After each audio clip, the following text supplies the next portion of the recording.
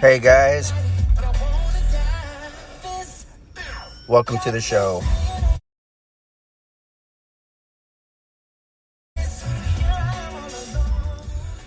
Just getting settled in here. I was listening to some music, prepping the show.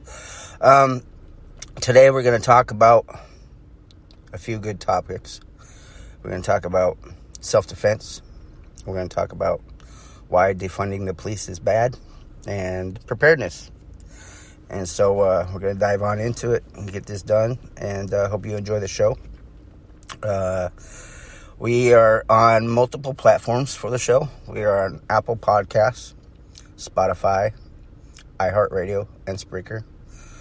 We are on Blog Talk Radio, and we are on Podcaster and several other podcast streaming providers. So you can probably listen to the show on your very favorite podcast provider, especially the main ones like Apple Podcasts, Spotify, and iHeartRadio, and Spreaker, and Blog Talk Radio.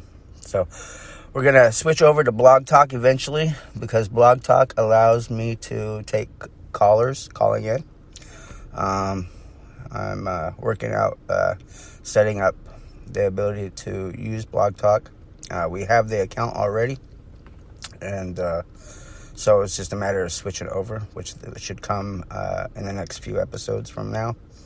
So diving into self-defense, we watched what happened with Kyle Rittenhouse, and basically the country, as always, is always divided.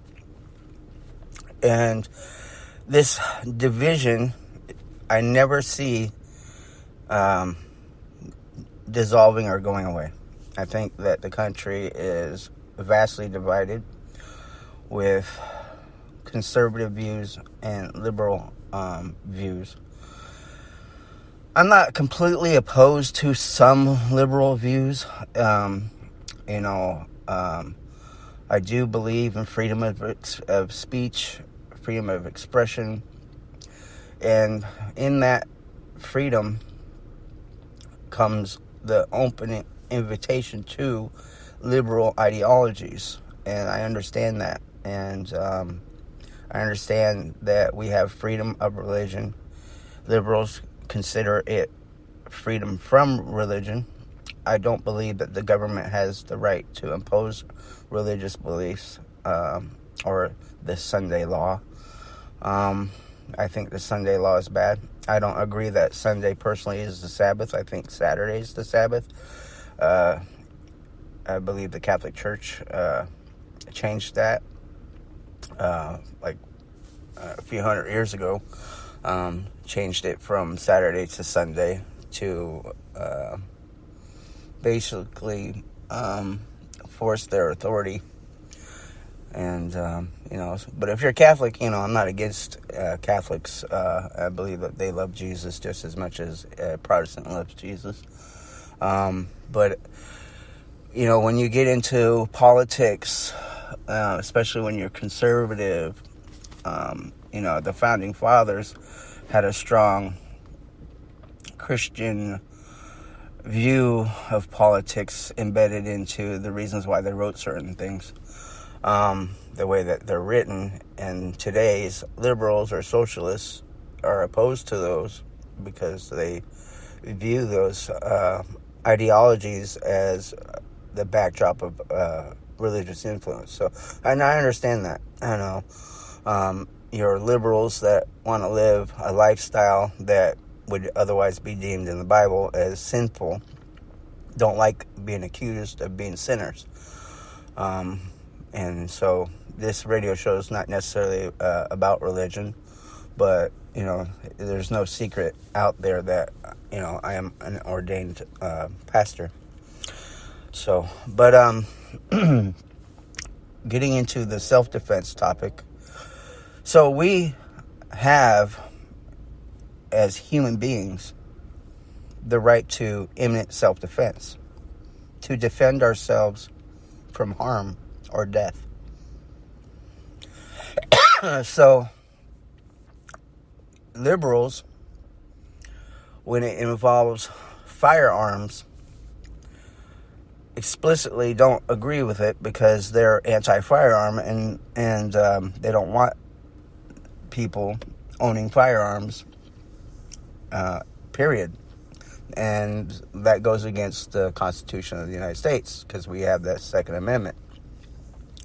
And I'm sure all you listeners out there understand that.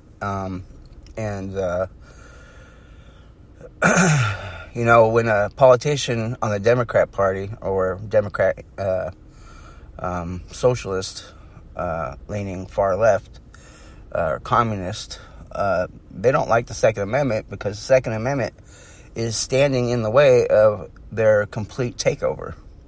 And they know that as long as you have the right to bear arms, you have the right to resist their tyranny.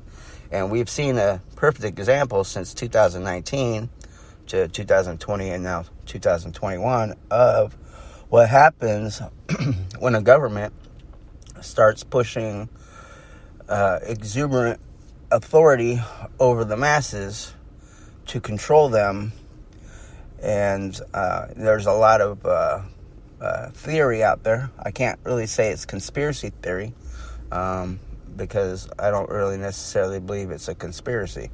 I think that there's been a lot of evidence dug up and talked about on other shows and, radio shows, TV shows, platforms, independent bloggers and journalists out there that have uncovered a lot of material that supports it being fairly accurate, as a lot of what we're seeing today with this crisis, this viral crisis, is in some ways has been planned, and and we just have to be woke to it, and we have to resist it. And it's hard to say, well, make your difference at the ballot box, because you don't even get to go to the ballot box because they have mail-in ballots, and when you drop your ballot into the ballot box, you don't even know really if your ballot's even being scanned and or altered or counted, and that's kind of scary because you don't know if your right to vote has been affected. And there's been accusations put on certain locations for voting that has claimed that it's been basically tainted, frauded. It's been fraud or bought or manipulated. And then on the other side, they say, oh, no, it hasn't. And so you're caught in the middle listening to the media, trying to determine what the truth is, because you don't know who's telling you the truth, because you're being told multiple things and they're all claiming to be credible, and it's all coming from mainstream news reports and journalists and politicians. And Americans today are of the mindset that you can't trust politicians, to even include a lot of politicians in your own party, because of the way they vote. And sometimes you'll have GOP politicians voting alongside Democrats, going against their own party. I believe there's 13 of those Rhino Republicans, or 17 of them. They call them Rhino Republicans. And it just totally goes against the movement in the GOP. And, and then, you have politicians like Ilhan Omar doing racial things towards Jews. But yet, when it's done to her, she cries foul and is demanding action be taken against certain GOP reps for comments they have made, classifying them as racist for attacking her. So you got to be very careful in that political arena on who you're attacking and calling out. It's not probably wise to single out individuals and attack them in that arena, but attack the cause and their movement, and then state a solution or give a reason why that it's bad. and then point out a better way. But it's so divided, it's never going to change. And I think America's just on that movement where it's just going to get worse in society. They want to secure entry into the United States to avert having people with a new variant from COVID coming here, but yet the border on the southern border is wide open and people are still coming in. So a lot of things that we see politicians do makes absolutely no sense. A lot of double talk, a lot of hypocrisy. The president will be inside a building not wearing a mask. Everybody else around him is wearing a mask, but he's not wearing a mask. And then it'll show him in the backdrop with a sign posted on the entryway where it says masks are required, but then the press secretary says he always wears a mask, and she's trying to cover down for him. And it's just all blatantly that there's a lie. Then for how many years did we have Chris Cuomo attacking conservatives and Donald Trump and basically making outlandish claims, and then yet here he is fired. His next going to be Rachel Maddow and Don Lemon. That'd be great, because I feel like they're out there to deceive the public. They don't offer news; they offer only their opinion. I consider them opinion commentary, not news commentary, not news journalists, not anchors, not journalists at all. I think they're just opinion, personalities that offer their political opinions, and sometimes they're popular with their side and not popular with the other side, and they're definitely partisan. But it's these people that want to attack your right to self-defense, as we saw with the Kyle Rittenhouse.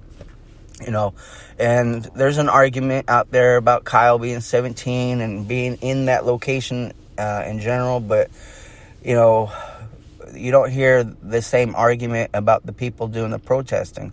They're not asking protesters to be 18 and above. They're not questioning the age of the protesters, that some of them might be 17 or 16 or 15 or 14 or whatever age out there rioting and protesting, and even the left doesn't want to classify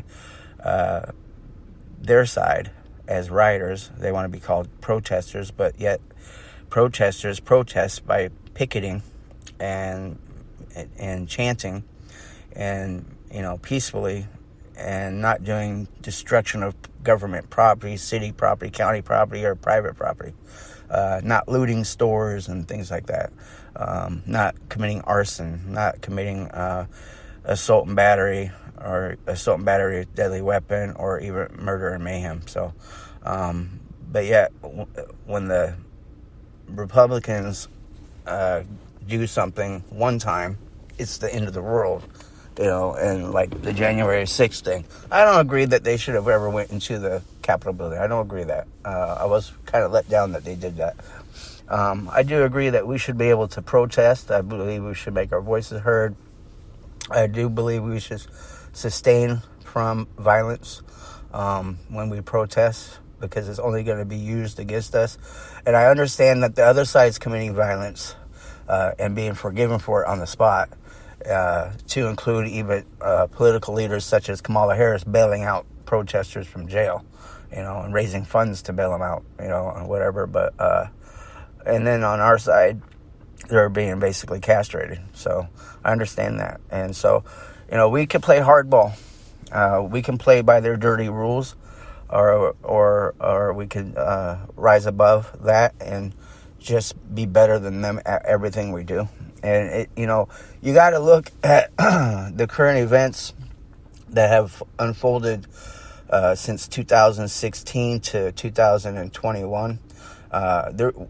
We've had a lot of victories, and right now, the main concern is the Roe versus Wade, and we have governors like California's Governor Gavin Newsom, which is where I live, claiming that if the Supreme Court overturns Roe versus Wade, that he's going to make his state a abortion sanctuary state, So he's basically going to say, yeah, the federal government considers, depending on how the Supreme Court rules, that abortion is illegal. And California is going to go ahead and say, well, we're just going to ignore that charge of murder if you and the doctor have an abortion, or make the abortion happen. My religious belief that at conception, it is life, and to kill that life is murder, regardless of how small that life is, because I believe life begins at conception. So when the semen fertilizes the sperm, fertilizes the egg of the woman, that to me is conception, and that to me is life at that very moment. So there's a miracle that happens. A human life is formed. That is my belief. Not everybody believes that, So a lot of people do. A lot of like-minded people that follow me and listen to my content believe that. Unfortunately, we're going to be divided as a country on not just that issue, but the right to bear arms, the right to free speech. You see on social media platforms our speech is censored, and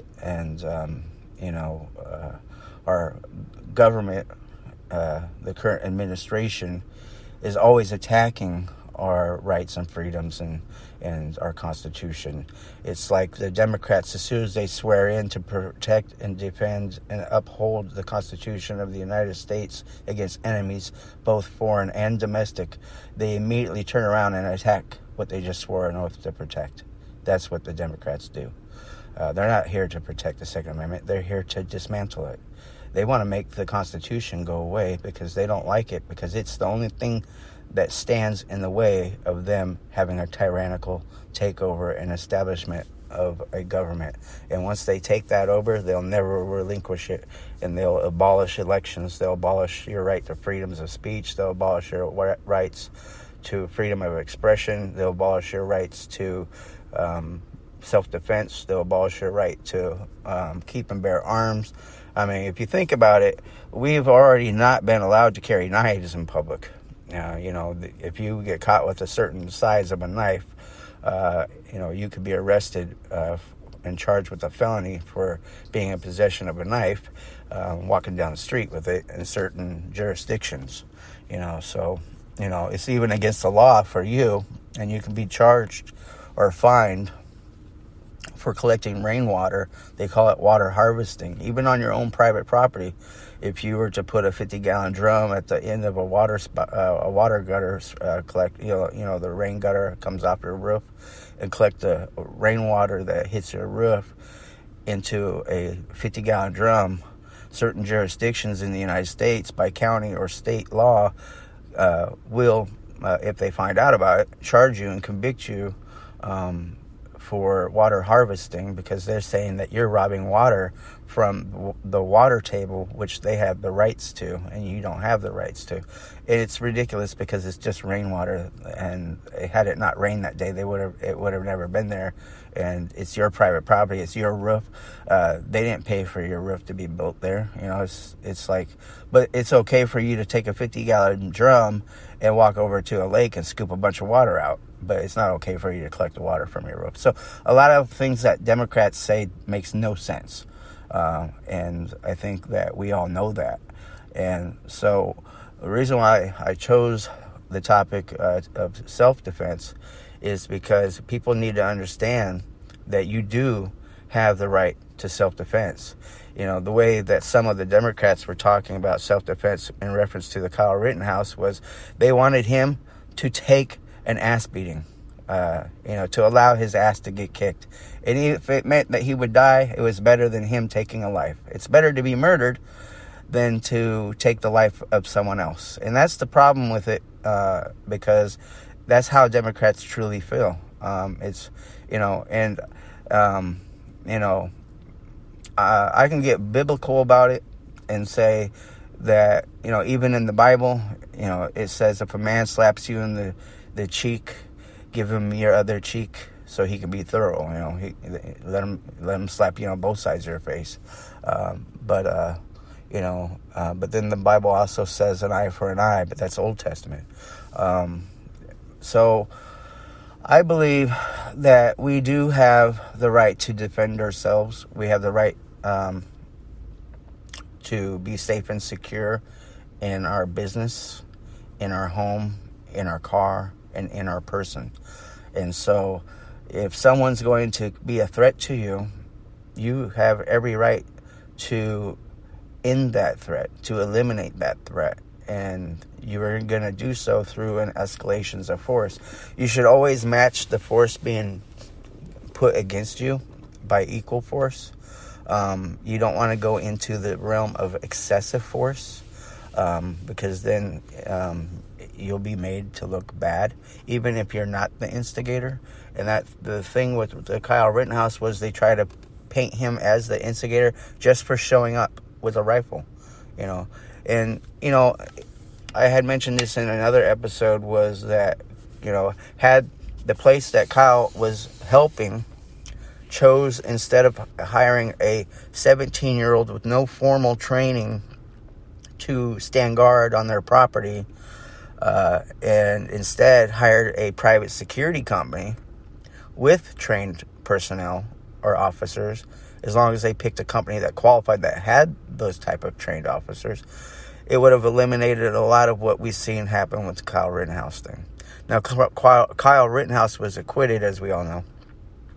And then we have people like Jesse Smollett, who fakes a hate crime.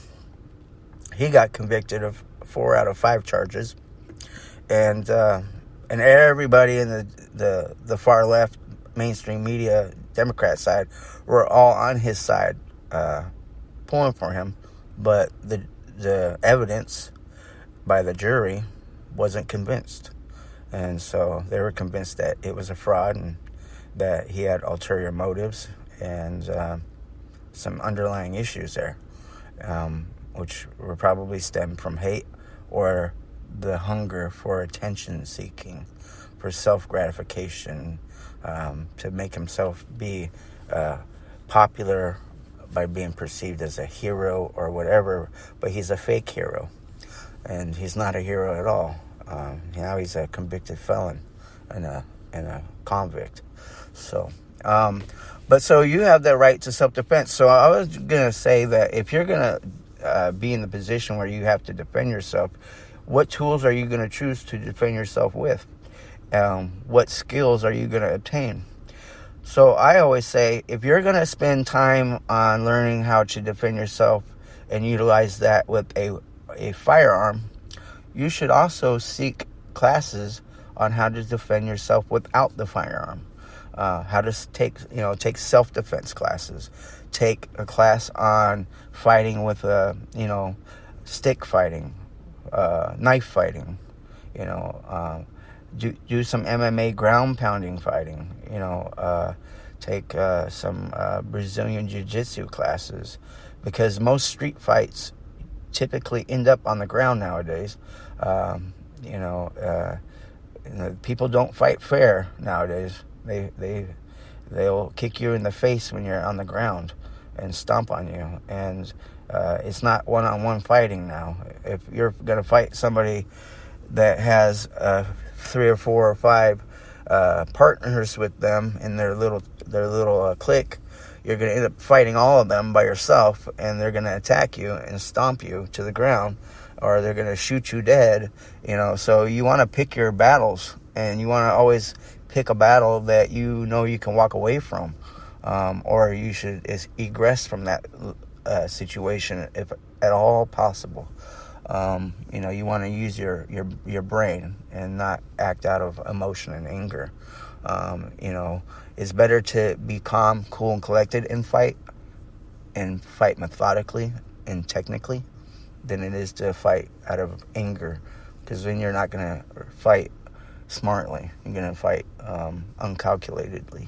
So you want to be calculated when you fight. When you throw a punch, you want to be meticulous. You want to be ready and prepared, and if you have to escalate from fighting like that and escalate to another weapon, you're going to want to be a master of that weapon. You don't want to just pull out a weapon that you've never truly and honestly in your heart trained with on how to use, because you don't know the technical capability of the other person.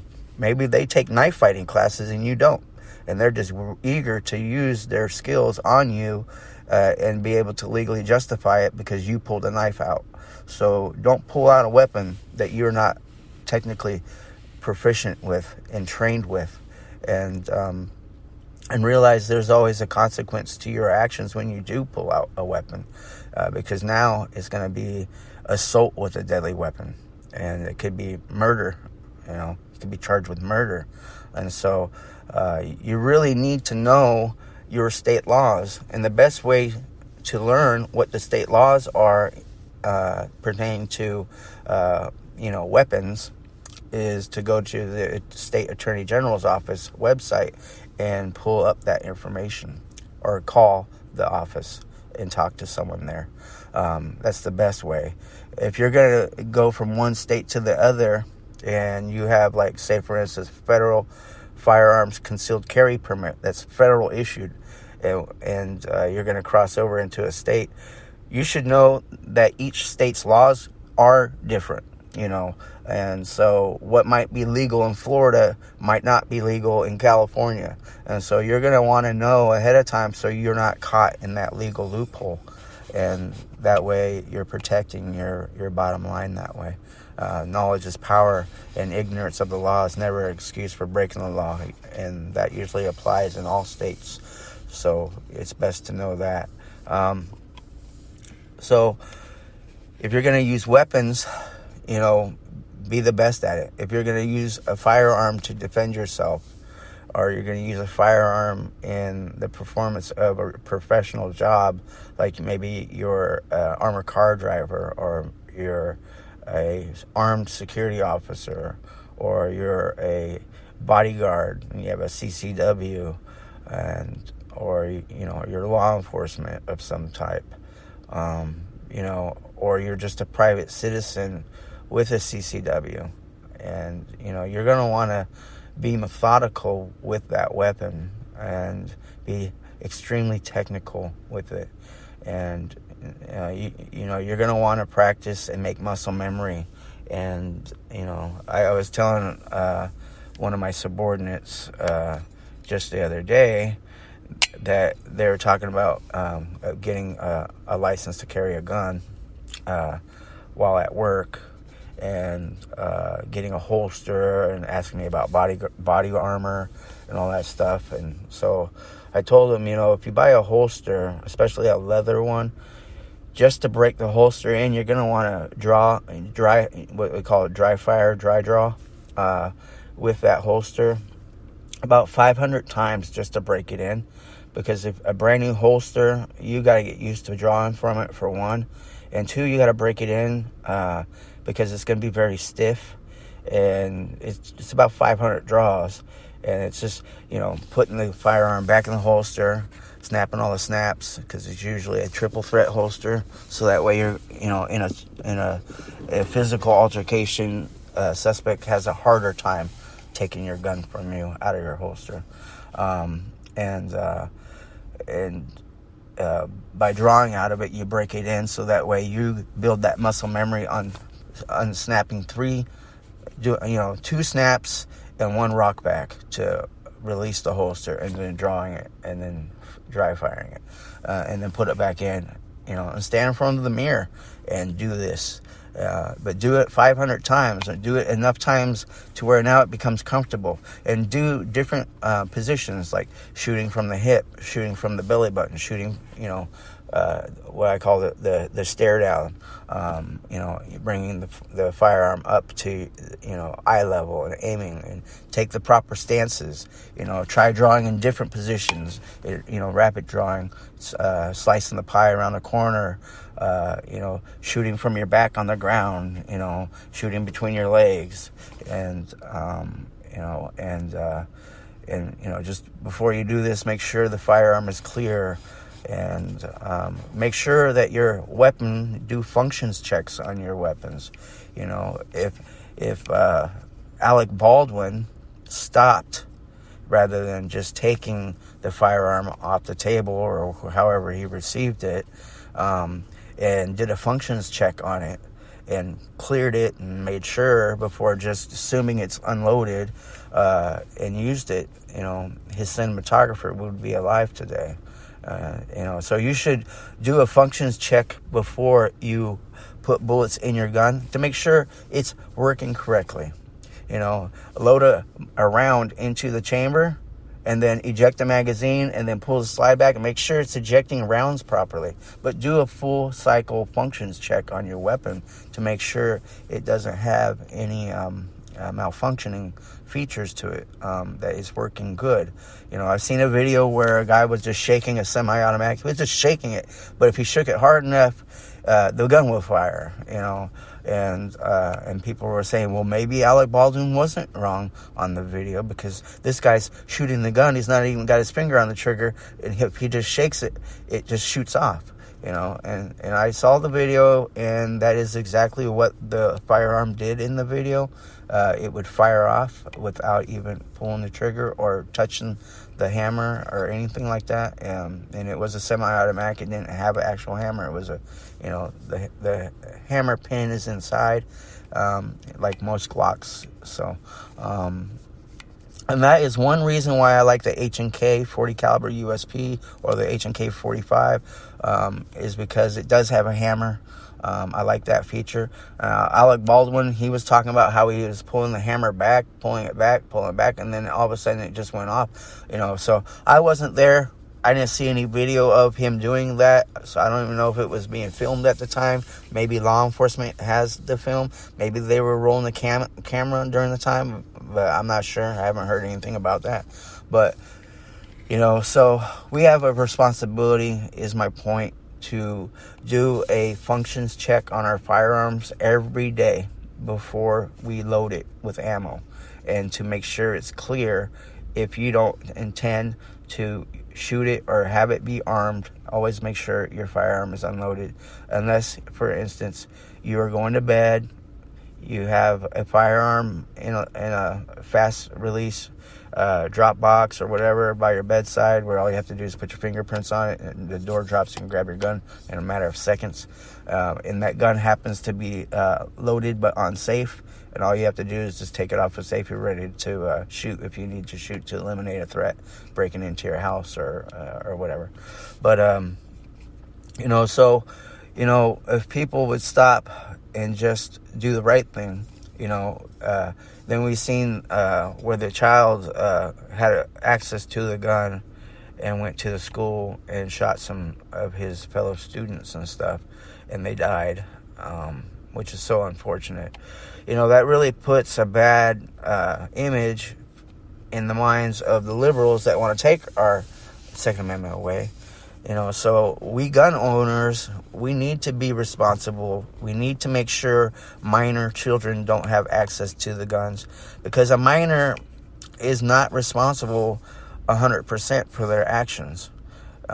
If you have a minor living in your house and you have a gun and they have access to that gun, as you can see with the parents of that one kid, I don't know his name off the top of my head. I haven't been following the story extremely closely, but I know his parents got indicted and arrested and jailed, and they're being charged with crimes as well, involuntary manslaughter, I believe. That wouldn't happen if the firearm was locked away and the child wasn't given access to it. So, and they said that the firearm was locked, but then if it was locked, then how'd the child have access to it? So, how the child know the PIN number, how the child know the combination number, or how the child get access to the key, so a lot of that story between the child and the parents isn't adding up to me. So I think they are responsible for that, and so we'll see how that turns out in a court of law. Everybody's innocent until proven guilty in a court of law, and even the court of law sometimes will let the guilty go free, and sometimes it will convict the innocent. So we've seen that many times. So our justice system isn't perfect, and we just have to strive for it to be more perfect. And unfortunately, our justice system isn't fast. Sometimes it takes a long time. I've read stories where people were incarcerated for decades before they were determined to have been innocent the whole entire time, and the evidence finally proved their innocence. How do you return life back to someone that lost so many years sitting behind a bar? You destroyed their life.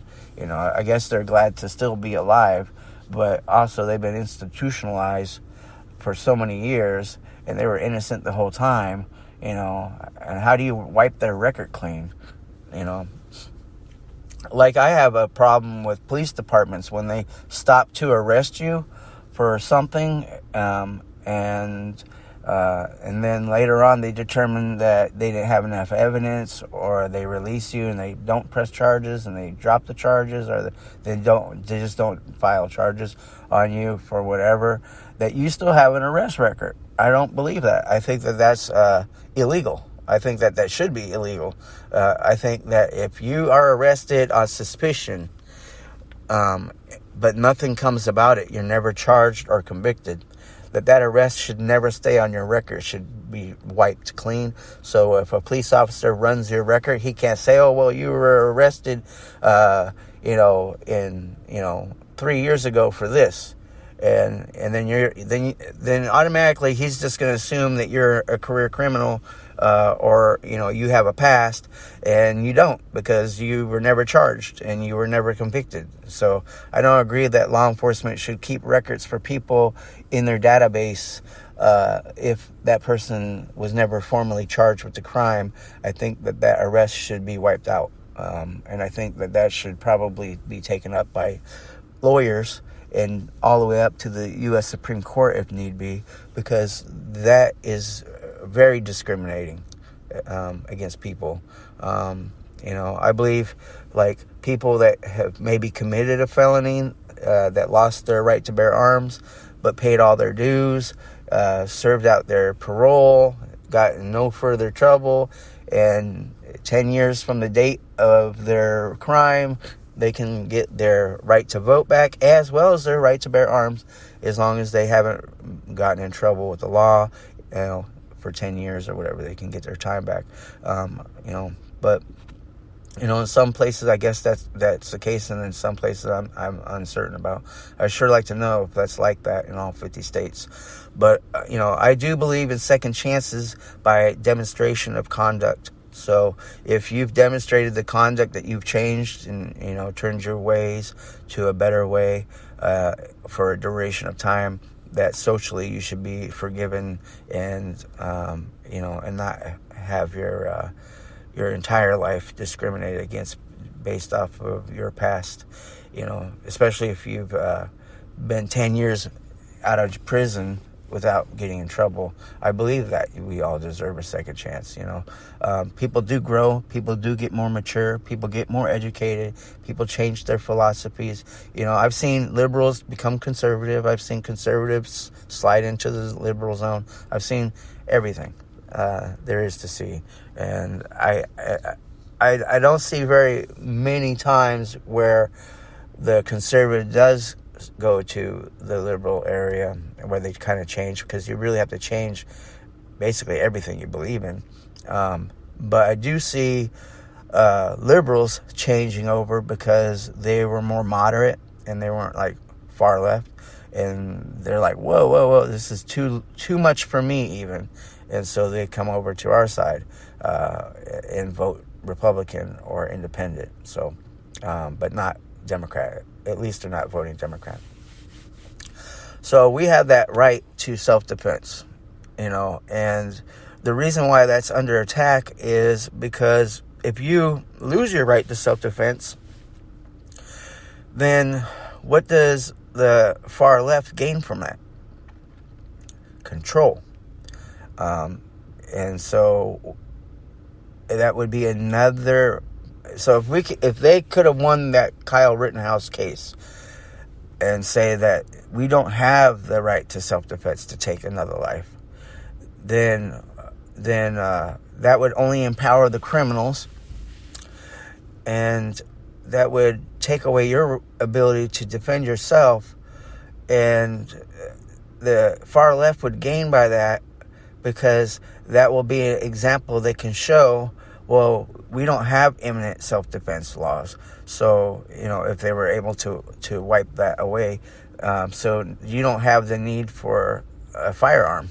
You don't have the need for the Second Amendment now, because you don't have the right to self-defense. And so that is why that case was so important to them, is because they were trying to use that to help their argument about taking away the Second Amendment. I think they have enough argument when we have incidents like school shootings and stuff like that, which are unfortunate. But we need to lay responsibility on the criminal, and if the criminal is a minor, we need to lay responsibility on the parents for allowing access.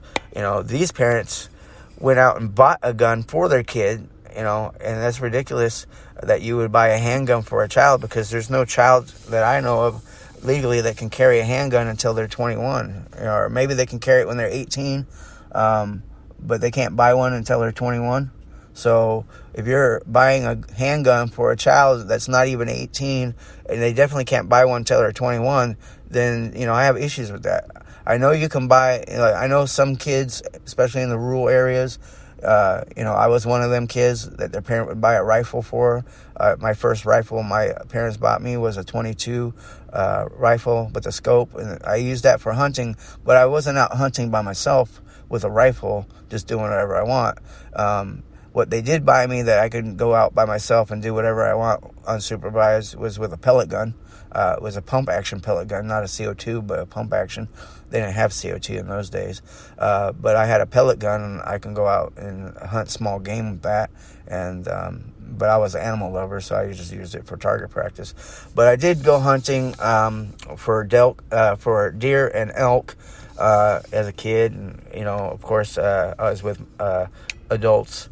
And I would utilize a 30-06 with the scope and go hunting like that. And that we would eat the meat, and so that meat went into our deep freezer and our fridge. So it was basically to help alleviate the cost of living, the cost of food and stuff like that. And it helped the family get through, the winter and stuff like that. So there are kids out there that do go hunting, and their parents may buy them a rifle. But those kids are being brought up and taught and educated on gun safety laws, and they have to take gun safety classes, and they get their little gun safety card. And then also they're just being influenced by the parents, and taught the proper etiquette and the respect for the danger of the rifle. It's kind of like when my dad bought me a motorcycle when I was 16 years old. He taught me the number one lesson is respect this bike, because this bike will kill you. Don't get all crazy with it and think that, I'm young and invincible. I can pop wheelies and go crazy and go real fast, because you can't control every element of life around you. Your tire can slip. You could be going down the freeway hauling tail and hit some oil and just wipe out hard and end up killing yourself or maiming yourself, or losing a leg or an arm, or hitting your head so hard you become unlike yourself. You become a vegetable, or just completely unlike yourself. And that's horrible. So my dad taught me that, and and he just didn't say it and hope that I obtained it. He also went out and taught me how to ride a motorcycle, safely, and I enjoyed it. I enjoyed riding my motorcycle. I rode motorcycles for years, and I got to the point where I kind of stopped riding motorcycles because my knees would start hurting when I would ride on them, especially the sport bike kind. My knees would start to get achy and stuff, and It was just like, wow. And then they would hurt for a few days after going for like a 4-hour bike ride. When I was in the Army, we used to go on motorcycle rides with, our platoon. And, anybody in our platoon had a bike, we'd all get together and go for bike rides. And it was just to build this esprit de corps as a platoon. And we learned how to ride bikes in a group and follow hand and arm signals, and things like that. And I enjoyed it. It was fun. It was like having our own little private motorcycle club, and it was nice. And it was good bonding. The guy I would give credit for starting that, his name was Sergeant First Class Gary Keaton. Great guy, great leader, great platoon sergeant, and he knew how to build a esprit de corps amongst his men. And he would do stuff like that, take out of his personal time, spend it with his soldiers and his NCOs, his junior NCOs, his guys, and take them out and spend a little time with them on the weekends. So we had a good time. Sometimes we would have platoon events, we'd have barbecues. Sometimes we'd get together and have a few beers, eat some barbecue, or have whatever food's being served, and just have some camaraderie. But it would be a platoon function, so there'd be no fraternization there. But and it would always be, pretty professional. We always had designated drivers. We confiscated keys at the door. No one can leave until a certain time passed, and they had a cutoff time, and they would drink until this time, and then after that you have so many hours you have to wait till you could drive if you came, or you would spend the night. So like it was usually, I think we had a standard in our military unit at the time that the colonel said 8 hours. So if you drink one beer, don't drive for 8 hours, otherwise you're going to get in trouble by me. And so we obliged by that. So if you drank and you didn't have a designated driver, then we would, you'd have to stay the night or stay there for 8 hours, but that was all planned, and it worked out good, and we never got any DUIs, and we didn't have anybody get into accidents, and it worked out for us. But DUIs was a big deal in the military. You'd see soldiers getting in trouble with DUIs, from time to time. A DUI is a career ender. If you're a sergeant, you're going to get busted down by your chain of command for drinking and driving. So your military member gets in trouble twice. So if they get in trouble by the civilian sector, you're also going to get in trouble by the military. So military members do get double jeopardy in that way, because they get to pay for it in the civilian. If you get a DUI, you're going to go to jail, pay the fines, blah, blah, blah. But you're also going to get in trouble by your chain of command. And you're going to lose rank, and you're going to lose pay, and you're going to be confined, and you could get a field grade Article 15, and that's going to follow you on your permanent military record, whereas a company grade doesn't. It only stays with you while you're at that unit, and then once you leave that unit and PCS to another unit, it goes away. But field grade Article 15, that comes from a field grade officer, a major or a lieutenant colonel or above, and that will stay with you for your entire career. And that looks real bad. And so, and the next step after that would be court-martial, which you could quite possibly get if you got a DUI and you were involved in involuntary vehicular manslaughter or something like that. So you would get in trouble by the civilian sector for involuntary vehicular manslaughter, but you'd also get in trouble by the military as well. And so that's really bad. So, but, I would say in self-defense, sometimes the best self-defense is the defense against yourself from doing stupid stuff. So, use your head when you're doing stuff. Always egress, leave, remove yourself from a situation as soon as you can, if at all possible, to avoid having to use defense of self. And, never be the aggressor, because you're going to be wrong when you are, legally, criminally, civilly.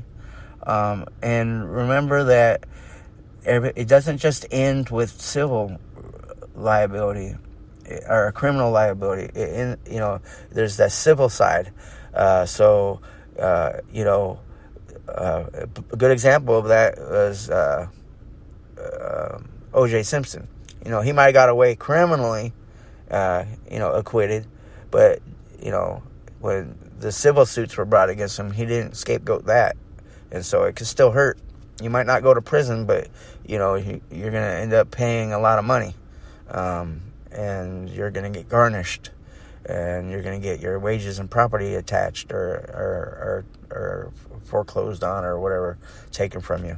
So, self-defense, got to be really keen on it. You have to know what the laws are in the area that you live in. And if you're going to travel, you need to know what the laws are pertaining to it in each state or province or county or whatever that you're going to. State laws usually are the supreme law. There's federal laws, but mostly you need to be worried about what the state law is.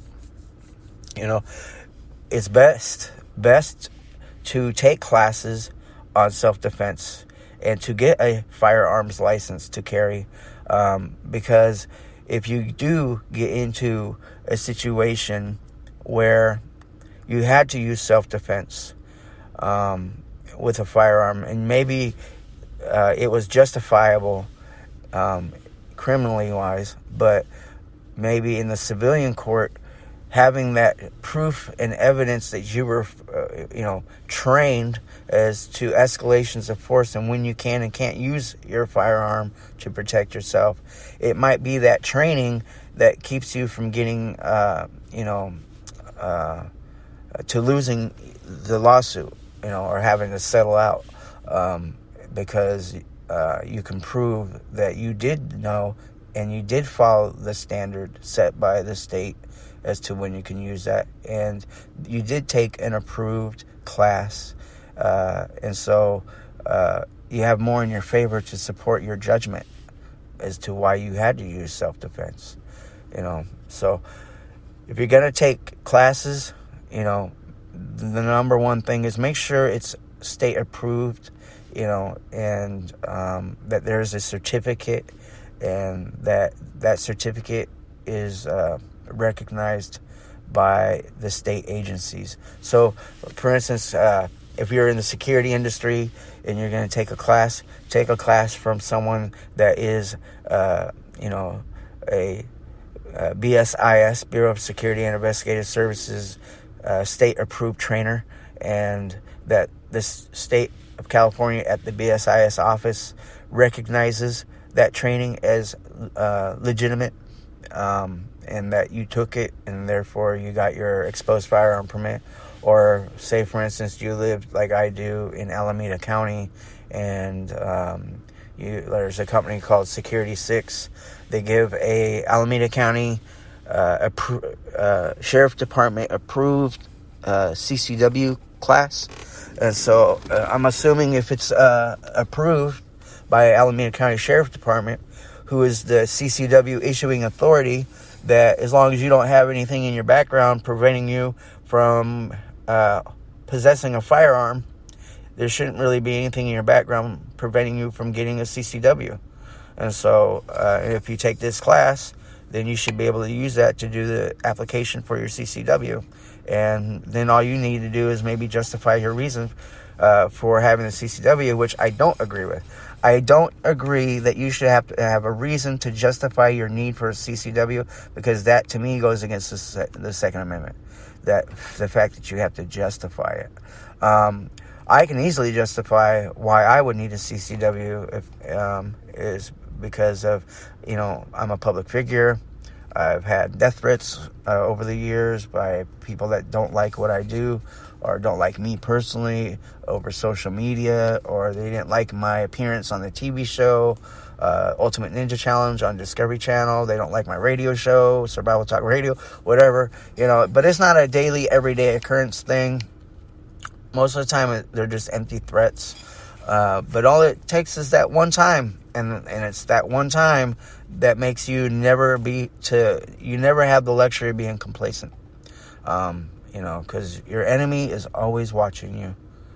And even when you don't know it, your enemy's always watching for you, always looking for you. And when you're in the public light and you like have a lot of social media following, you don't know who's watching you. You don't know their mindset. There could be some psychopath out there that really truly is hell-bent on causing harm to you. Maybe you're so politically divided from them and they're so politically divided from you that they feel that you're a big threat to their movement, to their cause, to them as a person, and they just want to get rid of you, and they don't care what happens to them in that process or what happens to you. So complacency is the biggest killer. Stop being complacent.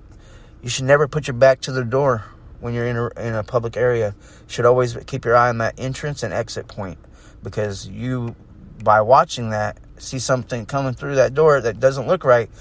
That gives you just that little bit of opportunity to either seek cover or regress. Go out the back door, go out the fire exit, whatever, but get the hell out of there because something's not right. It looks like this place is about to get robbed, or someone's coming in here to do active shooting, and you should know what to do in a situation of an active shooter. First thing is if there's an active shooter going on, you don't want to be there. All right. So the first thing is you're going to want to run, and escape. And the other one is, if you can't run and escape, then barricade and hide, cover and concealment. All right. So find something that's going to stop a bullet and get behind it, and then try to camouflage yourself if at all possible. And the last option is fight. You might have to fight that person with your life, for your life, and you might have to take their life or immobilize them, but they're already using deadly force, so if you end up having to kill the person, it is what it is. I don't think that you're going to get in trouble for killing a murderer that's on a murdering rampage, killing a bunch of people. I think you're going to be labeled a hero because you eliminated a hostile threat that's a proven hostile threat, And so, if you hit him over the head with a fire extinguisher or something really hard, whatever you got to do, but you definitely don't want to get a weapon. And if you're not carrying a concealed weapon, you're going to have to make a weapon or pick a weapon. I do know that people have that philosophy, and I kind of understand it. It's California makes it so hard for you to get a concealed weapons permit because it's controlled by the county sheriff. Instead of just taking a concealed weapons class, and the issuing authority is the state. And as long as you don't have a background that would eliminate you from being able to have it, like a felony or whatever, or you don't have any domestic violence restraining orders pending or open or active, you should be able to get a concealed weapons permit. If you get a concealed weapons permit, that's great, but some people might not be able to. So they take this ideology, this position or stance that, hey, I'd rather carry a gun concealed illegally because it's only a misdemeanor if I get caught with it, as long as I'm not carrying drugs or, doing other stupid stuff. But if it's just self-defense, it's just a misdemeanor. And I'd rather get in trouble and catch a misdemeanor than be vulnerable and be someone's victim and not have the ability to defend myself or my life or that of my family or whatever. And so some people carry concealed illegally, and they do so because they have that philosophy of, I'd rather be tried by 12 than carried by 6 in a coffin.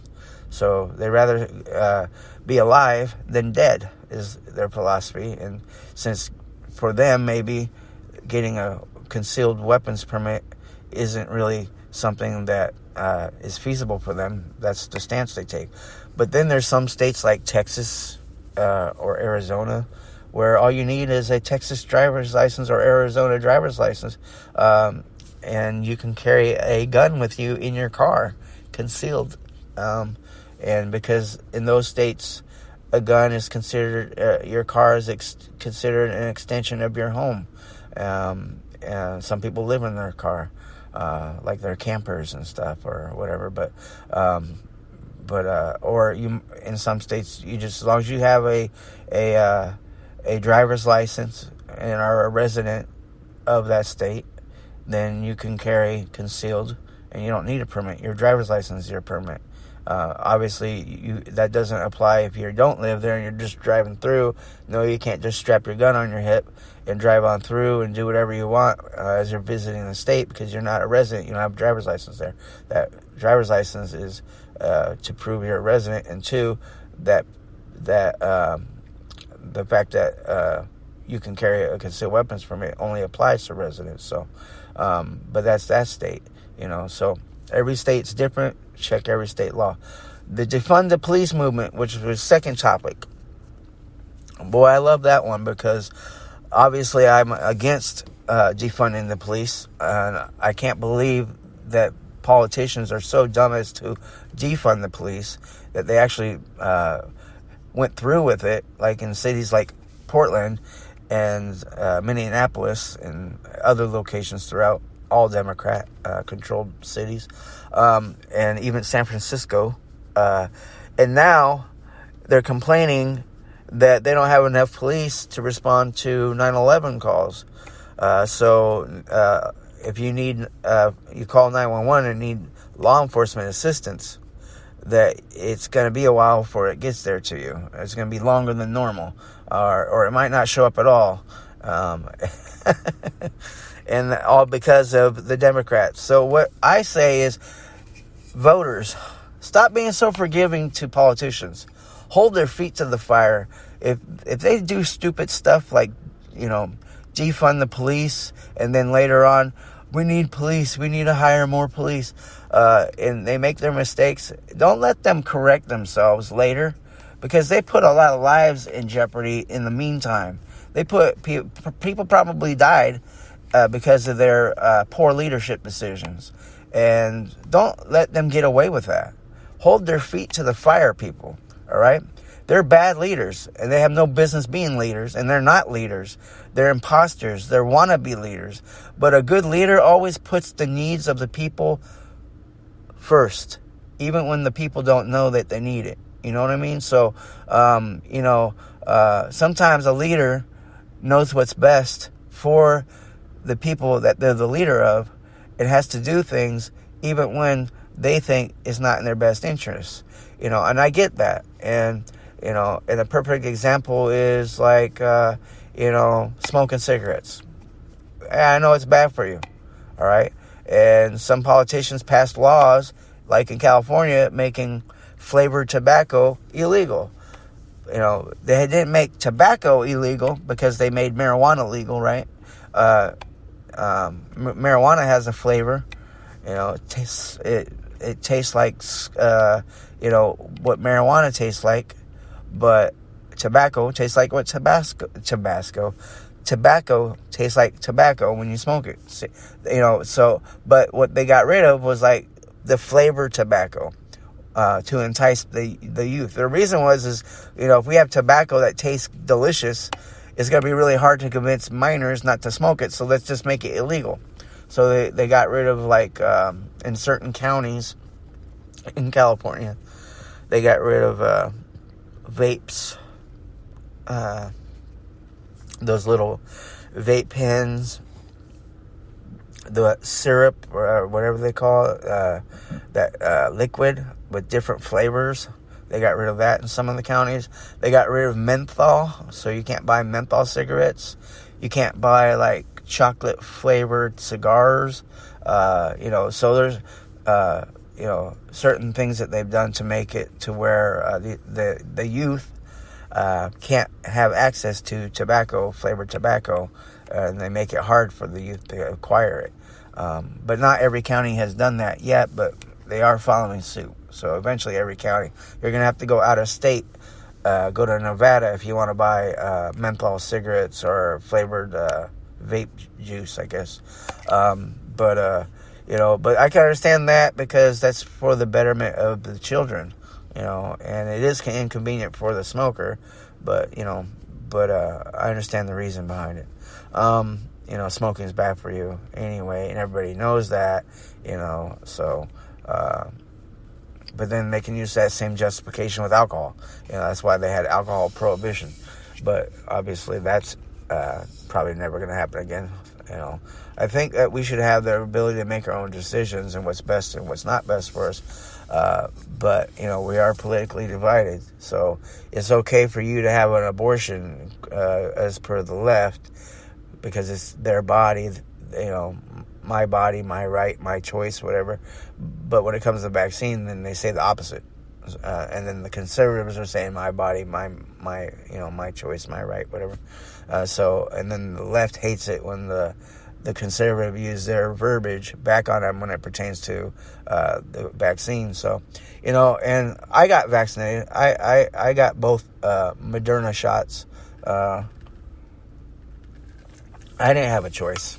It's required in anything I do to make money. So it could be if I want to go film for Hollywood and hop on a plane to go fly to a film location, I'm going to have to be vaccinated. If I want to work as a security consultant for a security company or even a security, supervisor, the client might require me to be vaccinated. The contract might require it. I can't escape it in my professional life. But I don't support mandation. I really don't. But, I'm kind of like, it's either that or I don't get to pay my bills, right? So I have to do what I have to do. You have to do what you have to do, And I understand resisting it. I don't believe that the mask prevent anything. Think of the mask, all right? The mask has not stopped the spread of the virus, because if it did, everybody around you is wearing a mask. But yet, people still, a year and a half, 2 years later, are getting COVID, all right? And then they have the Delta variant. Now they have this new variant. And now they're talking about if you had the 2 shots, or you've been, the 2 vaccinations, you're still considered unvaccinated, because now we have the new variants, so you're going to need boosters, and so it's like a never-ending cycle. And then who has stake, who owns shares, or who has part ownership in the pharmaceutical vaccination, companies, who's profiting from that? Is that why they're making it mandated? Because they're trying to mandate everybody get their product, so if you have 335 million people and 335 million people have to get your product 3, 4, 5, 6 times, you're just making yourself a billionaire, a trillionaire. The government's going to have their fingers in on it. Companies are going to have, the investors are going to have their fingers in on it. And they're like, just mandate it more. We're making heck of money off of this. We're making $100 per vaccination. So, $100 times 350 million, that's a lot of money, So, and then if it's 100 per vaccination, then they're going to be like, make everybody go get it 8 times, but the mask, there ain't no mask that anybody's wearing, walking around, that's going to stop you from getting anything. It's not. It's not going to prevent the spread, because no one's wearing a sealed, airtight mask over their face. And there's no guarantee that that material is tight enough, woven tight enough, that it prevents airflow to come in. So if air can get in, so can a virus, because it's going to be floating on that air molecule.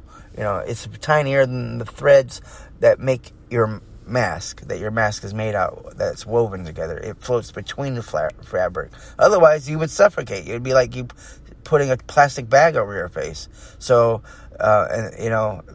so these masks, it'll never work. They're not going to prevent anything. So I think it's a waste. I see politicians going to gala events, celebrities going to gala events, presidents showing up at locations not wearing a mask, and then, I see politicians, Congress members, sitting outside. They're not wearing a mask, and they're all hanging out laughing and stuff. And then as soon as they're told, all right, guys, let's get ready, we're going to start filming, and they all rush to put their mask on for the camera. I've seen it all. It's all hypocrisy.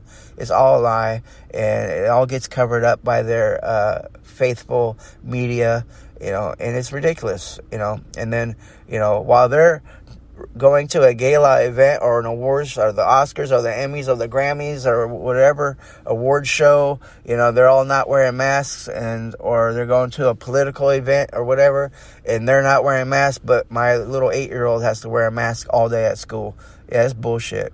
I think it's bullshit that parents, are getting called terrorists, domestic terrorists, because they're challenging educational content that's inappropriate given to their children in elementary school, or they're fighting against this CRT movement.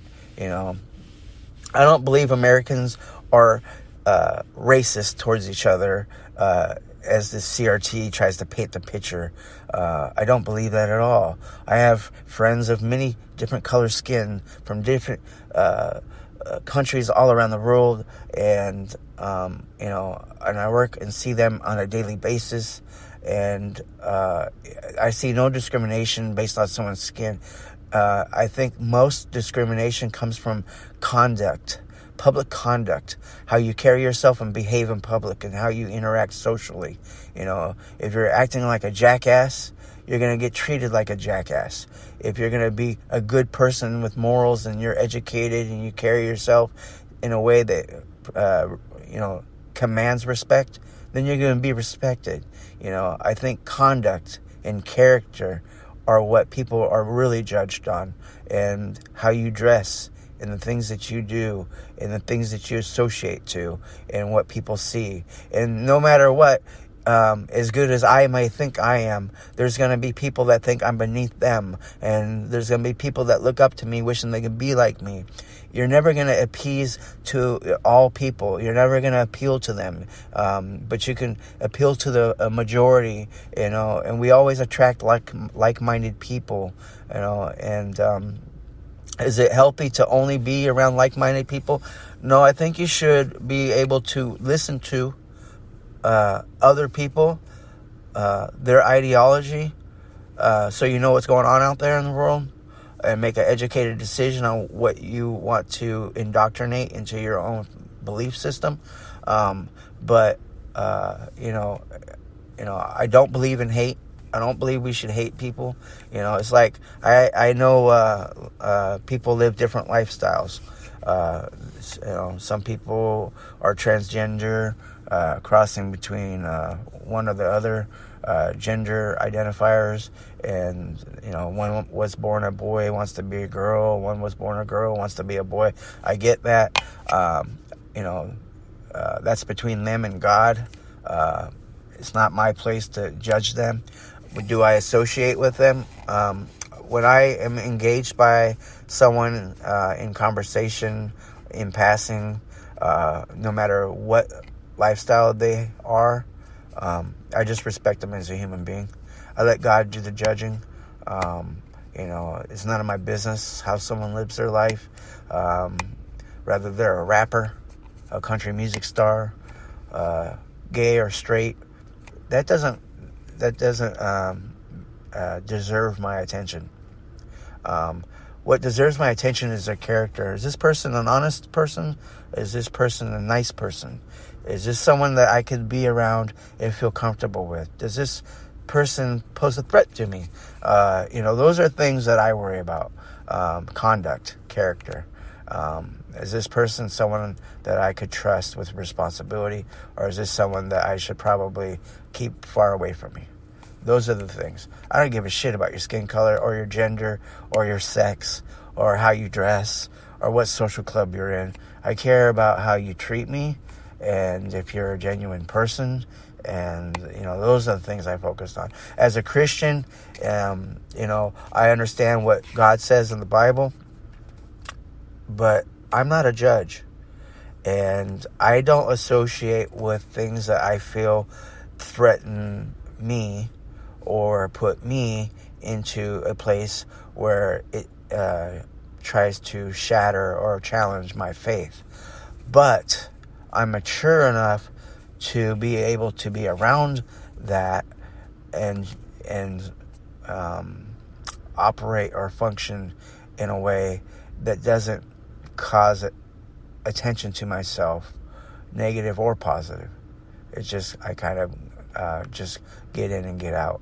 I'm kind, I'm polite to everybody, and out in the public spectrum, and I keep it that way, because I know that the judge, I might judge someone in a way that God wouldn't judge them, and I'm not God, so I understand that God says this and God said that, but then Jesus said, let ye without sin cast the first stone, and no one there was without sin, so they all walked away. And then he said, go and sin no more.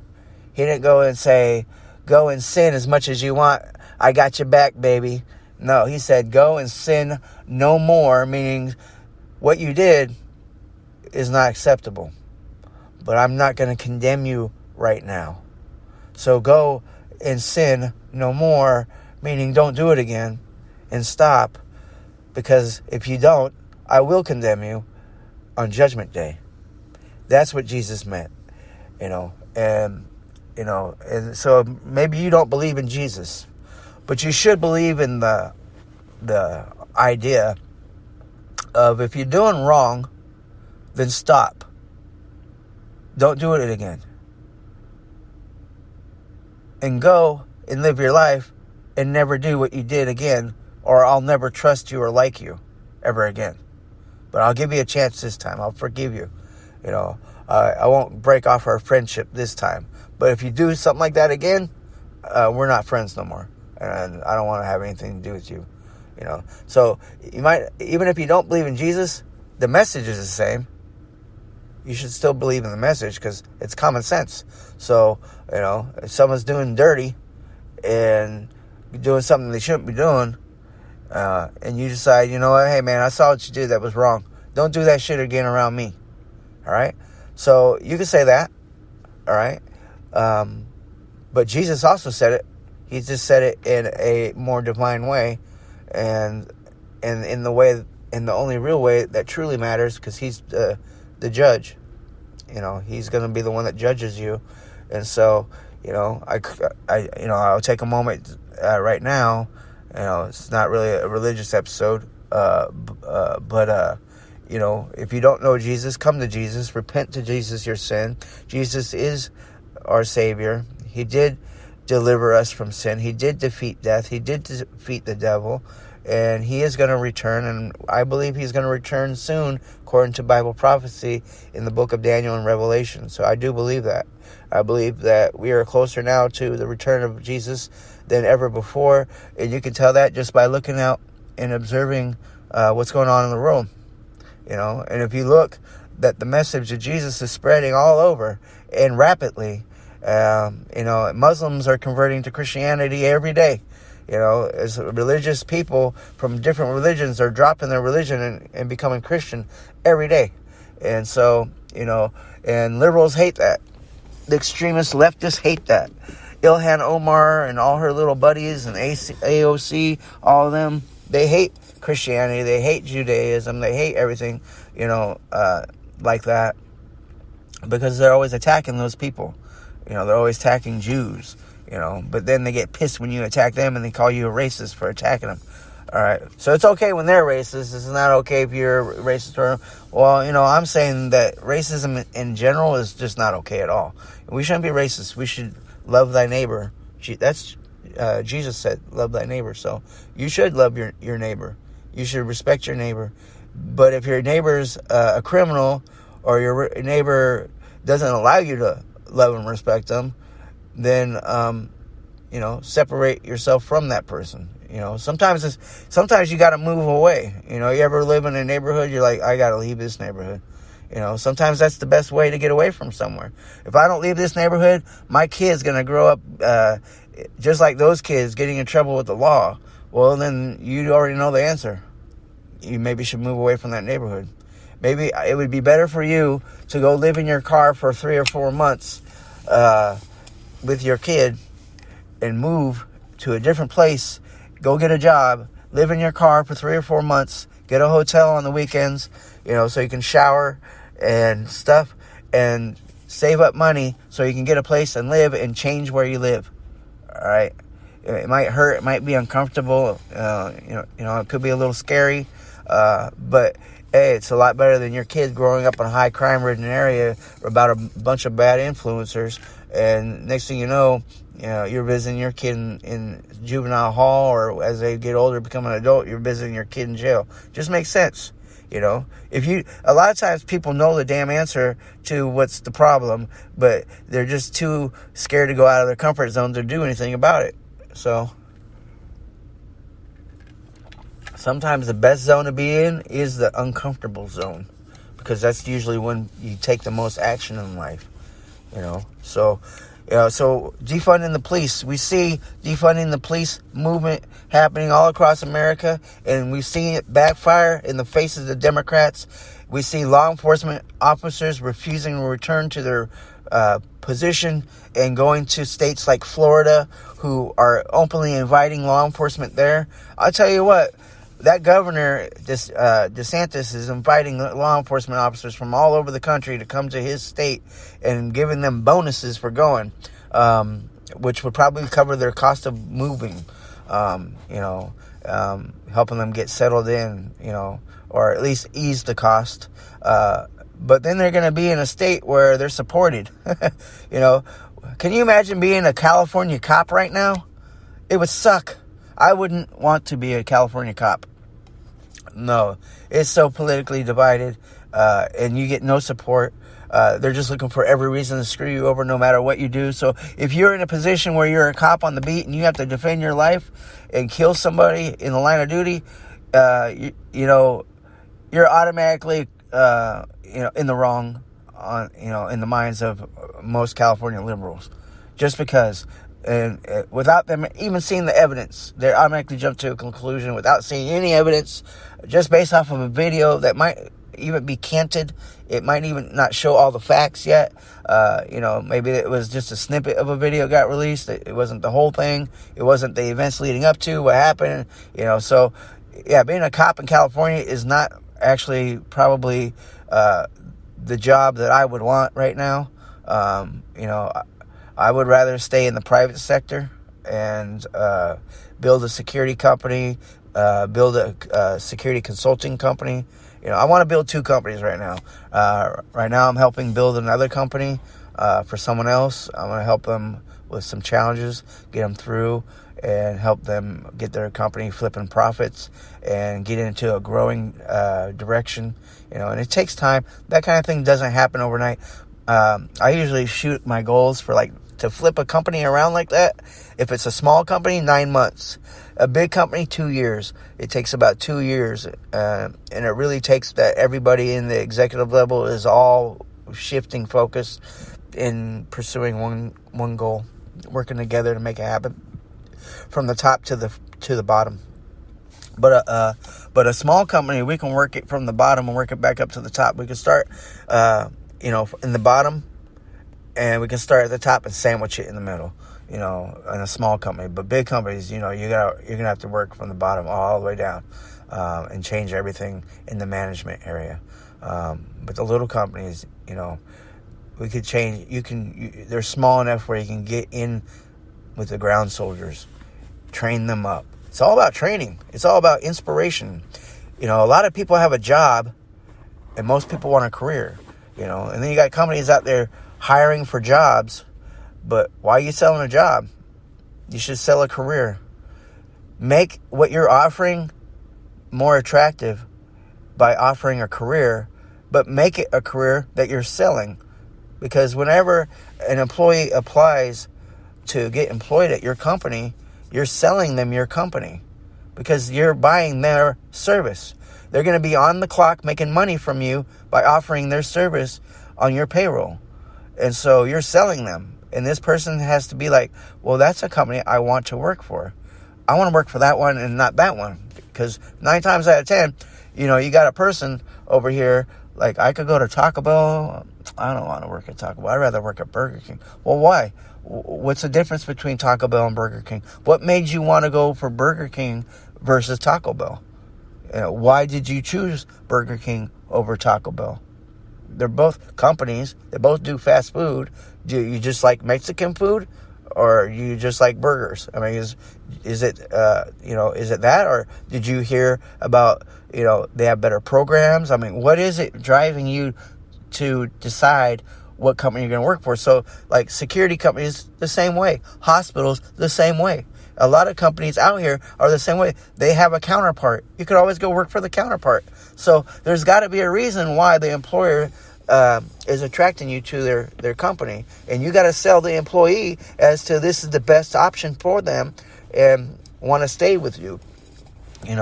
Because a lot of companies, as I see in the food industry, the private security industry, there's a high turnover rate. But why? Let's stop selling jobs and start selling careers and make someone feel prideful that they got this career and take it serious. And how do we do that? We enforce standards. We enforce company policies. We enforce uniform wear and appearance. We enforce training. We enforce all those things. I can take a private security company and run it like a small military unit and make it a very profitable unit that has cohesion in it, that has structure in it, that makes it a place that feels rewarding and bring benefits to people and raise the salary of people and bring profit to the company by growth, because there's a different vision that I have, for a company and how it should run than some ways that I see companies that exist now. I'm working with a company that wants to excel, and they're bringing me in to help them do that. And at first I had to win their trust. It's a big deal. When someone comes in, they seem like they have all the answers. They have the background. I've researched their background. I can see that. I've seen their references, but as a business owner, it's still kind of scary. And, I want to see evidence of the work ethic that I hear about. I need to kind of see it.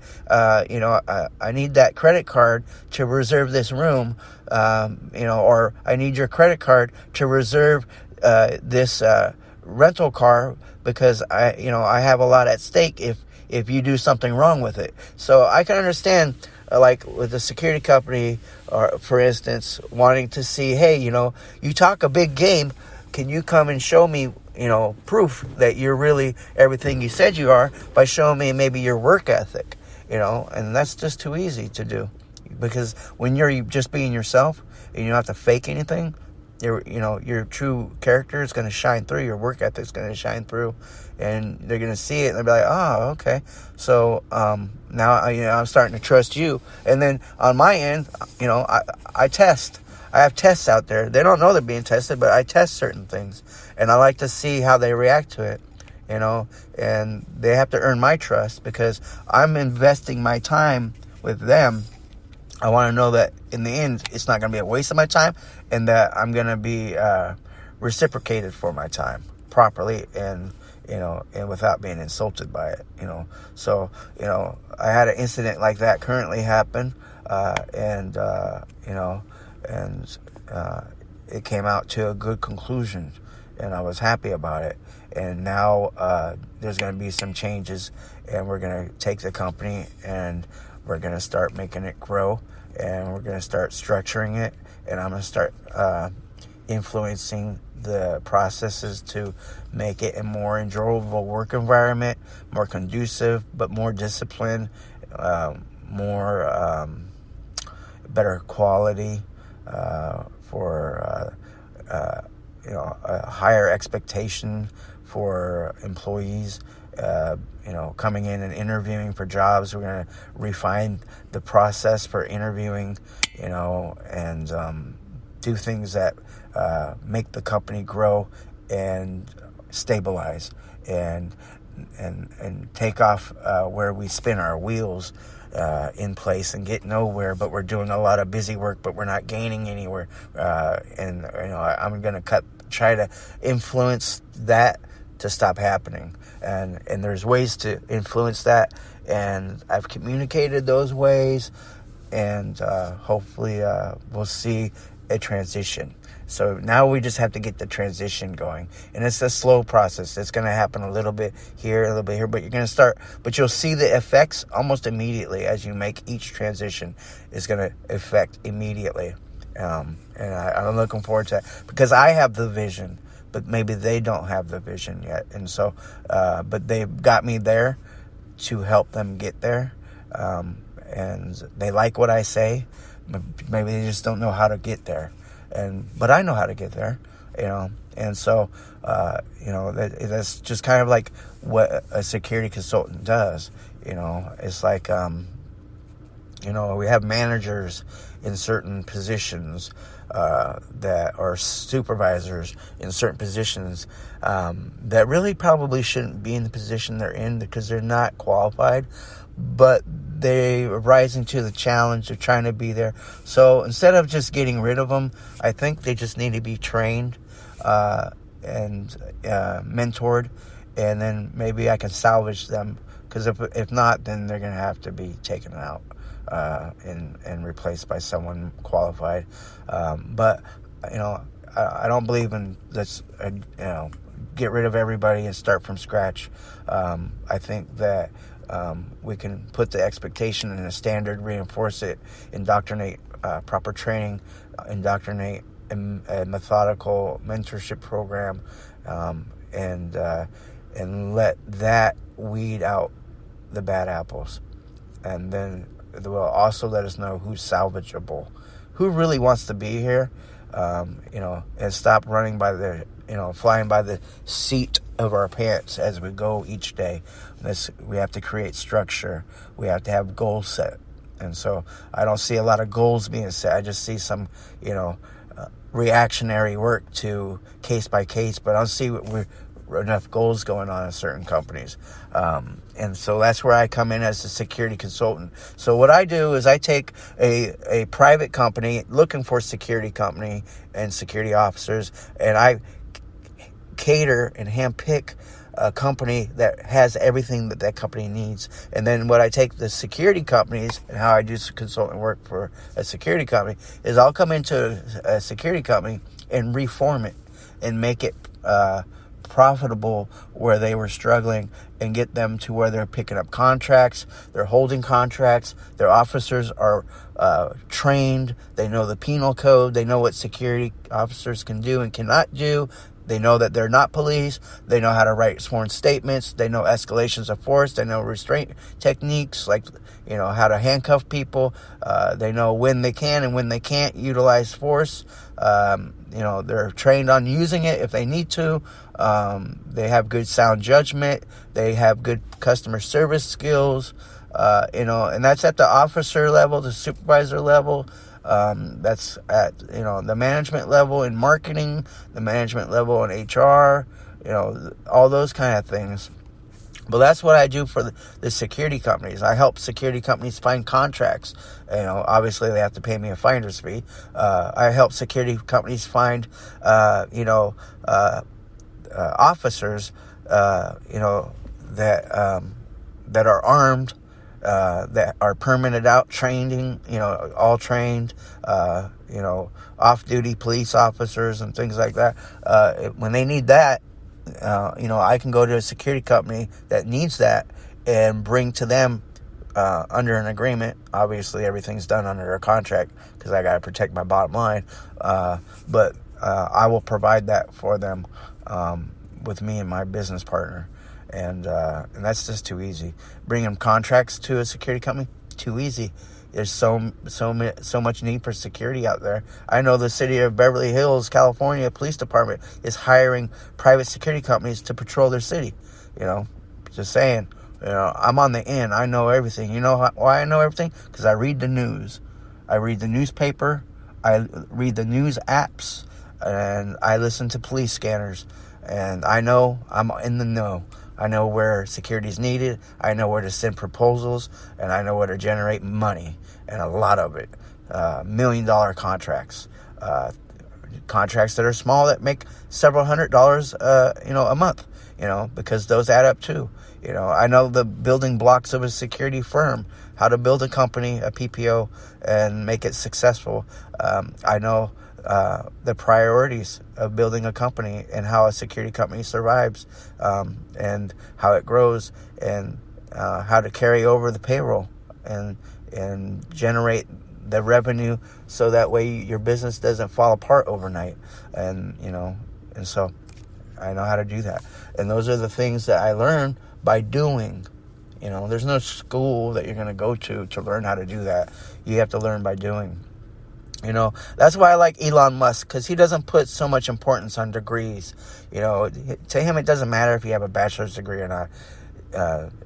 Because to him, a hobbyist knows just as much as a person that went to school to learn, probably even knows more, especially if the hobbyist has been doing the hobby for 10 years. Because in the business world, even in the legal world, in the courtroom, anybody that's been doing something for 10 or more years is a subject matter expert. It doesn't matter if you have a degree. So Elon Musk, the owner of Tesla and SpaceX, and he has a couple other companies, but he hires based off of that, and he only asks 2 questions in an interview to learn the true character of anybody. And he asks, what's the most difficult challenge that you've ever confronted in your professional environment? And then his second question is, what did you do to fix it? And give me all the details. So if it's somebody that really did come up with the solution, then they're going to know all the details. And if it's somebody that didn't actually fix it, was just kind of around, they'll only know some details. But it's not going to be like they're going to know exactly how they fixed it, what exactly their steps. So I really like that for when you're interviewing for employees, a question that you would ask a potential employee, regardless of their stature, regardless of their academia. So I am a lot like Elon Musk in the fact that I do believe that you can be self-educated and become a superior subject matter expert and be invaluable just off of being self-taught. I do believe in that, because my 8-year-old son, Constantine, he's my stepson, and he is a subject matter expert at 8 years old, and he's been one for at least 3 years. But anything about the ocean with animals, sea life, this little kid loves sea life. It's his dream to be an underwater scuba diver biologist. That's what he since he's 5. He's 8 now. That's all he wants to be, is a scuba diver that jumps in the water and studies animals underwater in the ocean. That's all he wants to do. Bless his heart. But he knows everything. You show him a fish, he'll be like, he knows exactly what it was and what it eats and where it lives, and he just knows everything about it. With the exception of the complicated stuff like it's biology and stuff like that. But he knows a lot for only being 8.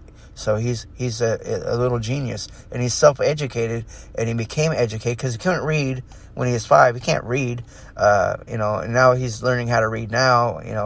He's getting better at reading. He's 8, he's in 2nd grade, so he's come a long ways. But he learned by observation, so he absorbs everything he observes, and he can retain it. So he watches videos on YouTube and whatnot about what his interests are. So he really absorbs everything. And I think that, he became a subject matter expert. We went to the Science Academy in San Francisco, and they have the aquarium there. And at the aquarium part of the Science Academy, they have people on standby to answer questions about the sea life in the tanks. And Constantine knew more about the sea life than the person that was standing there to answer questions. She actually was learning from Constantine, and that was when he was 6. So pretty impressive. And she was impressed, and I was just happy. I was happy for him, and so I look forward to watching him grow and get older, and all the great things he's going to do. And I look forward to the one day that he gets married and makes me a grandpa. I look forward to that day. So we talked about defund the police and how stupid that was, and how the city of Portland is now telling its citizens, its voters, that, hey, we made a bad choice here, and, don't expect the police to show up if you call 911 anytime soon. So that tells me that's another reason you need to, be armed. That's why we have the Second Amendment. If the police can't be there, then you have to become your own police. Just remember the state laws about use of force, and best of luck to you. All right. But hey, if your city government can't protect you, or your county government can't protect you, or your state government can't protect you, so for instance, if you're in Portland and you need 911, and you need help, this Portland Police Department probably not going to show up. So I would, instead of calling the Portland Police Department, I would call the whatever sheriff county that is, or parish, or whatever. I would call the sheriff department and see if they'll show up. And if they don't show up, I'd call the state police and say, "Can you send a state police to my house? We're having domestic violence over here, because the Portland police are understaffed. They can't even get here." But you'll get some agency to show up. You don't have to rely on city police, because there's always a jurisdiction above. So just remember that. So if you're in a city and they defunded the police, but you need law enforcement somewhere, call the county or call the state and ask them to send a unit by, because you need law enforcement there. They'll show up. Oh, they'll be happy to show up, because, usually, the city might be run by a bunch of liberals, but maybe the county's not. Or maybe the county is run by a city, or the county is run by liberals, but maybe the state's not. So, hey, they'll be happy to show up, and it'll be legal, because any cop in a state is a cop in a state. They're sworn by the state anyway. So, just keep that in mind, especially if you live in Portland. You might not be able to call the Portland Police Department, but call the desk at the local sheriff office, or call the desk at the local state police or highway patrol, and ask them to send a unit over. What are they going to tell you? No? So, what are they going to tell you? Hang up and call 911? No, they're not. If anything, they'll try to patch you through. But I think they'll send somebody. What other choice do you got? So maybe Portland neighborhoods are going to have to pull a pot together and pay a private security company to come patrol their streets. And if you get all the neighbors together, on a block, and each of you sign a contract with a security company, and just say, "Hey, we want you to come patrol our property over here 3 or 4 times a day, and respond to calls." Hopefully they're smart and buy sign a contract with an armed security company. But you can each house, each resident, even if it's on a public street, but each homeowner can sign a contract with, and then that gives the security company legal right to be there. If your entire neighborhood that's a gated community, which isn't a public street because it's gated, the general public can't go there. Only residents and guests or dependents. So, maybe that gated community will just have to up its armed security, and maybe the tenants, the residents there, will have to make up for the expenditure of that. But at least they'll have an armed security response team with maybe they'll hire some paramedics to work in coordination with the security response team, and that would alleviate the reason for police. The need, since like Portland obviously is lacking, as we read in the news, that they don't have enough police to respond to all the 911 calls, that they're spread thin now, thanks to the Democrats' dumb decision to defund the police, like the idiots that they are. So, anyways, hey, it's been great talking to you. I really appreciate it. I was supposed to touch on being prepared. Have food, water, fire, water, shelter, food. Those are all the things of the fundamentals of survival. And, it doesn't matter what environment you are in. Your job in that environment is to counteract the challenges of the harshness of that environment. So if it's cold, you need to stay warm. If it's wet, you need to stay dry. If it's dry, you probably need water. All right. So your job is to find the equilibrium of the environment you're in. All right. The other part of being prepared is having the inventory to sustain you for the duration of time that you think that you're going to need it for. So the general rule is, I would say for an emergency kit, 72 hours. All right. For a camping trip, have 7 days survival kit with you. All right. For a camping trip. For disaster preparedness, it's going to be flood season's coming. Have a month supply with you. All right. For if you're getting prepared, your motivation is the reason you're getting prepared for. So if you think civil unrest and all that stuff, 60 days. If you think all out nuclear war is coming, we're going to get impacted by, a huge pandemic, the nation's going to lock down, then start stockpiling a year's supply of food. There's companies out there that make all these preparations for you. You just have to go order it online, and there's a lot of companies out there. I'm not endorsing any particular one there, but I'm just saying you could get a year's supply of food, for 4 people, that will alleviate all your concerns, and they'll come in big giant white buckets. And then you're going to want to have water, and you're going to want to have the ability to process water. So you could go buy bottled water or water in drums, and you can get a year's supply of water, or you could go buy a water filtration system for your house, that filters water, and you can throw a hose into a river or a creek or a stream or a lake and filter water and make it so that way you can drink it, eat it, and bathe and shower and hygiene with it. They have little filter straws for your backpack that you can use to drink water out of a body of water if you don't have the time to boil it. They have chlorine dioxide tablets you can use to drop in your water bottle, and within 30 seconds you can drink it. Iodine, you're going to have to leave that in there for 45 minutes until it really works. It takes longer, and you're probably going to use that in conjunction with boiling your water. Remember one thing, boiling your water kills parasites as soon as the water hits the boiling point. You don't have to boil it for 10 minutes to kill it. As soon as it hits boiling point, any parasite that was in that water, like Cryptosporidium or Giardia or malaria, whatever, that's all going to be killed as soon as the water hits the boiling point.